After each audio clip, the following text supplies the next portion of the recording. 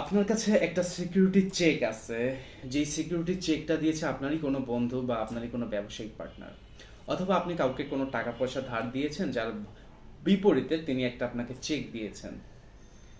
এখন আপনি এই চেকের যে টাকা বা চেকের সমপরিমাণ টাকা আপনি তার কাছ থেকে ফেরত চাইছেন, তিনি দিচ্ছেন না।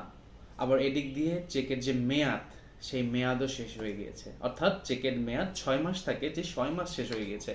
কারণ এই 6 মাসটা কিভাবে আপনি দেখবেন, এখানে দেখা যাচ্ছে, এখানে ডেট থাকবে, এই ডেট থেকে আপনার 6 মাস মেয়াদ শেষ হয়ে গেলে আপনি আর এই চেকের মামলাটা করতে পারছেন না।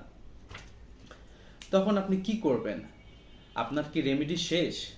এনআই অ্যাক্টের মামলা না করলেই কি আপনি আর রেমেডি পাবেন না? না, আসলে এরকমভাবে হতাশ হওয়ার কিছু নাই।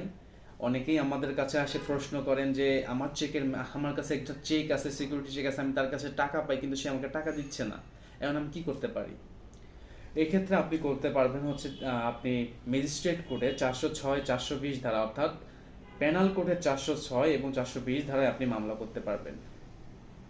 আপনি এনআই অ্যাক্টের মামলা করলে হয়তোবা যত দ্রুত রেমেডি পেতেন, আপনি সেটা হয়তোবা পেনাল কোর্টে নাও পেতে পারেন, একটু সময় লাগতে পারে, কিন্তু আপনি রেমেডি পাবেন।